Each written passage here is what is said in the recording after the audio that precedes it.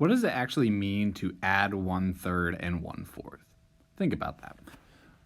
1/3 plus 1/4, like what does that value actually represent? What does it mean to add those two values?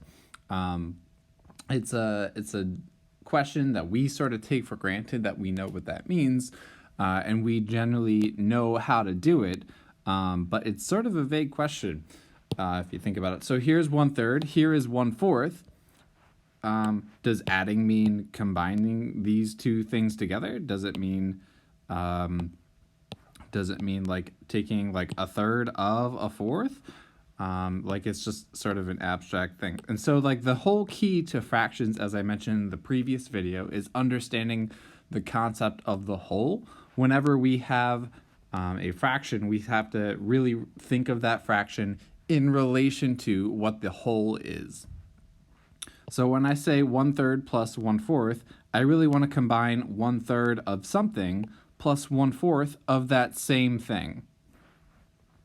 So a picture like this will do you no good in understanding this question, because this represents 1/3 of a rectangle and this represents 1/4 of a circle, and so the whole is different for both fractions, and so the question gets confusing if you think about it in this way. So what you want to do instead is use the same whole for both 1/3 and 1/4. So let's do 1/3 of a rectangle plus 1/4 of the same rectangle. To add 1/3 and 1/4 means to just combine those two quantities together and represent that combination of this along with this as a fraction of that same whole, the rectangle.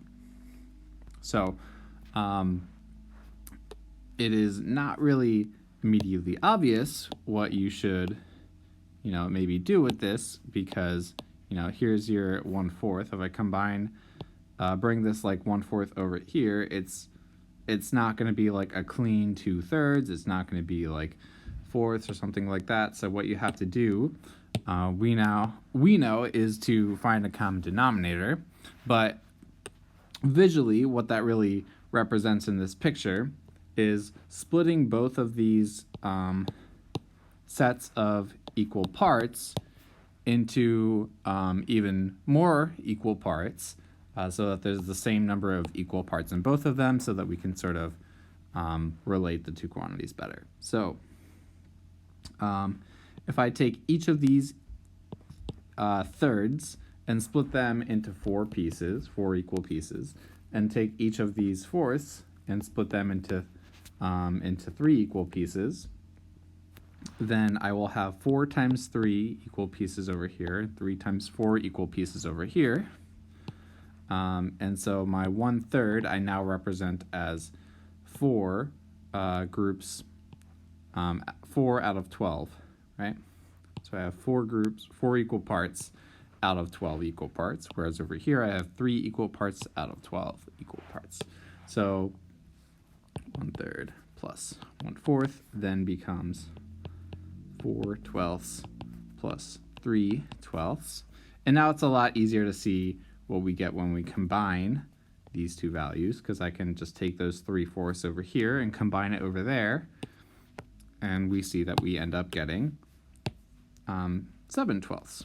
So we have 4 equal parts plus another 3 equal parts is equal to 7 equal parts. So the 12s here doesn't even really matter to our addition. So the hard part, you notice, is that, well, first you need to figure out how to convert these into fractions with a common denominator. What do we have to multiply both of these numbers by? Or how do we convert these fractions? And then 2, when you actually do the arithmetic or the addition part of this, you notice that the 12 doesn't matter at all. The 12 right there is sort of just like a unit. And when I say I have 4 equal parts plus 3 equal parts, I'm not even referring to the number 12 at all. It's just equal parts. And each equal part is just a 12th. Right.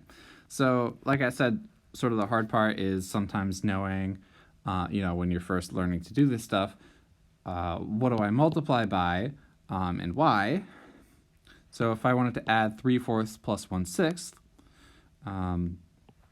so visually I can represent that as 3/4 of a rectangle plus 1/6 of that same rectangle. So you could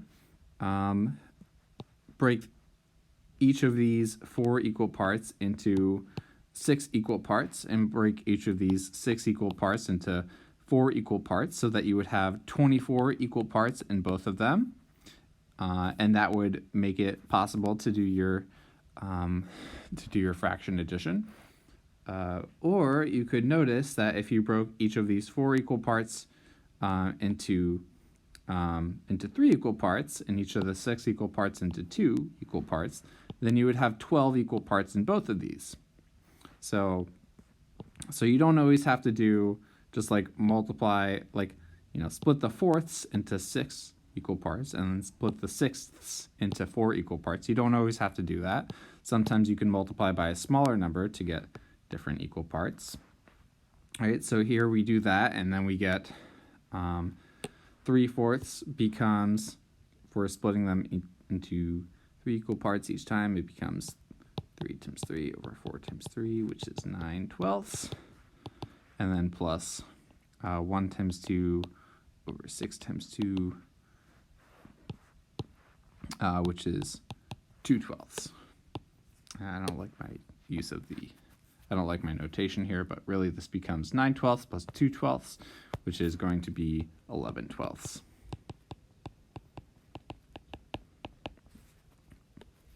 Right? Oop, looks like I forgot to bring this down here, but whatever. So yeah, we have our 9/12 plus our 2/12 makes up 11/12. Okay, so this part right here, you notice that in finding our common denominator, what we're actually doing, you might notice, is just finding a least common multiple of 4 and 6. So the least common multiple of 4 and 6 we know to be 12. And so to find a common denominator, you just need to find a common multiple of both of the denominators, and then convert both of those fractions into another fraction with that many equal parts. Okay, so this will be your denominator. So sometimes people will call 12 like the least common denominator here. However you want to think about it, I don't care. So finding the least common multiple is not always necessary, but it will sort of make your life easier, because then, at the end of this, if you were to convert these into 24ths, then you would have ended up with 22 24ths, and then you would have had to simplify that to get to 11/12 if you wanted to have a simplified fraction. But anyway, so one of the takeaways from this is that context matters, right? So here's an example. Yuji drinks half a gallon of milk, and then Yuri drinks 1/4 of what's left. How much milk is left? So this can be a hard problem to give to someone who hasn't worked with a lot of fractions. And part of the reason is because it's obscuring the fact that like the 1/2 and the 1/4 that show up in this problem represent like 1/2 and 1/4 of different wholes. Okay. So if someone were to try to draw a picture of the situation as follows, so Yuri drinks half a gallon of milk, so the shaded part represents how much milk Yuji drank, and then Yuri drinks 1/4 of what's left, so here's 1/4, and then you add both of those values together, and then you get 1/2 plus 1/4 equals 3/4. There's some issues here, because Yuri did not drink 1/4 of the gallon of milk. Yuri drank 1/4 of what is left. So instead of instead of like this picture. So this picture is not actually reflective of the situation. So this is a problem where addition is, it's not just a simple addition problem of 1/2 plus 1/4. It's more complicated than that. A more accurate picture would be the following. So Yuji drinks 1/2 of the gallon of milk, and then Yuri drinks 1/4 of what's left. So this was how much would be left, and then Yuri is going to drink 1/4 of that, which would be this blue shaded part right here. And so this is not really just going to be represented by like 1/2 plus 1/4 or something like that.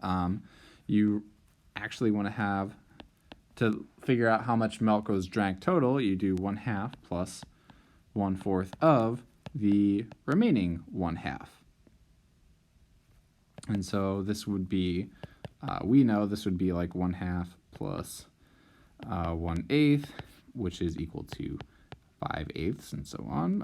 And so there would be 3/8 of the gallon of milk remaining, right? But key takeaway is that to understand how to solve a problem involving fractions, special care is very much needed to be taken when it comes to thinking about what the whole is for each of the fractions.